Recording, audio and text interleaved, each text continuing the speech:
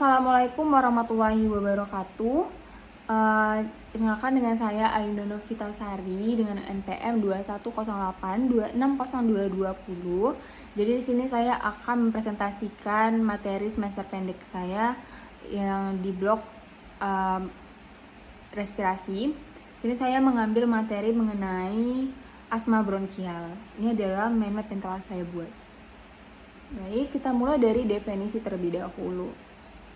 Jadi, asma bronkial ini adalah penyakit inflamasi kronis pada saluran nafas yang menyebabkan penyempitan dan juga penyumbatan bronkus, yang mana mengakibatkan kesulitan bernafas. Penyebabnya sendiri itu ada faktor genetik, di mana riwayat keluarga dengan asma atau juga alergi. Lalu ada faktor lingkungan itu seperti alergen seperti debu, serbuk sari, bulu hewan, dan juga jamur. Lalu ada polusi udara, di mana ini bisa karena asap rokok. Lalu ada polusi industri dan juga ozon. Lalu ada infeksi virus, ini bisa karena infeksi saluran pernafasan, terutama ini terjadi pada anak-anak. Lalu faktor pemicu lainnya itu bisa karena aktivitas fisik seperti olahraga, terutama saat cuacanya ini dingin. Lalu juga ada stres emosional, ini kecemasan dengan stres yang tinggi. Lalu juga ada karena cuaca di mana udara dingin dan perubahan suatu suhu yang mendadak. Untuk mekanisme asma sendiri itu pertama bisa dikarenakan bronkokonstriksi, di mana penyempitan otot polos di sekitar bronkus yang menyebabkan penyempitan jalan nafas. Lalu ada peradangan saluran nafas, ini peningkatan produksi lendir dan juga penebalan dinding bronkus akibat respon inflamasinya. Lalu itu yang terakhir dari mekanisme ini adalah hiperaktivitas dari bronkus ini, di mana responnya ini berlebihan dari bronkus sehingga terhadap rangsangan yang seharusnya tidak berbahaya. Untuk gejalanya sendiri, gejala asma ini bisa kesulitan bernafas. Jadi dia ini akan merasakan sesak nafas, terutama nih pada malam hari atau setelah berolahraga. Lalu ada mengi, di mana bunyi mengi ini atau silen saat bernafas, terutama saat menghembuskan nafas. Jadi dia seperti ada suara seperti silen gitu-gitu.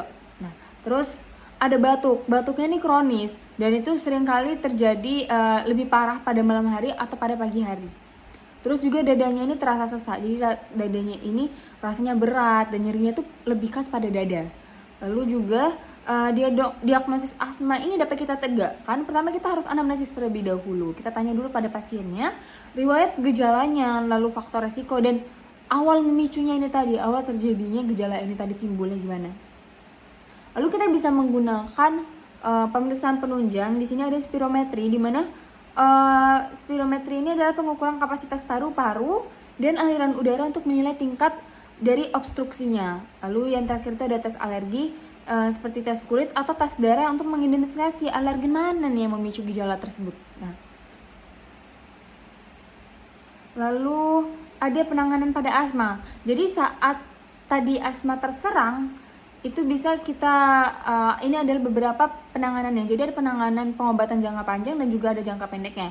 Untuk pengobatan jangka panjang ini ada kortikosteroid inhalasi, di mana ini untuk mengurangi inflamasi saluran nafasnya. Lalu ada bronkodilator, ini relaksan otot bronkus untuk mencegah dan mengobati bronkokonstriksinya. Lalu ada pengobatan jangka pendeknya.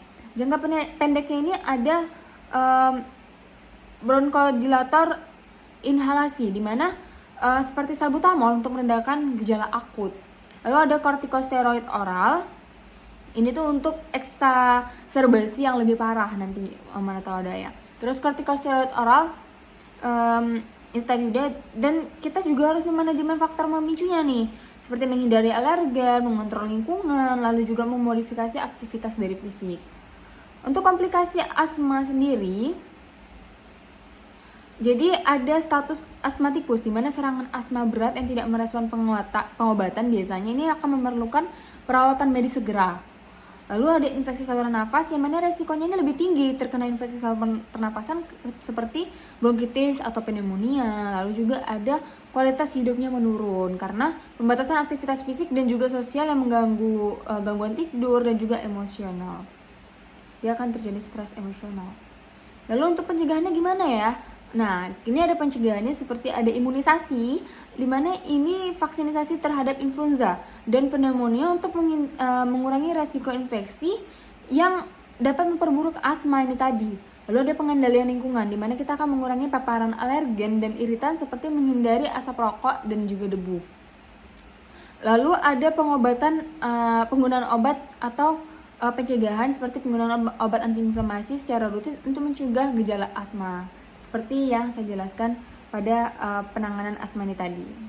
Itu saja materi yang bisa saya sampaikan.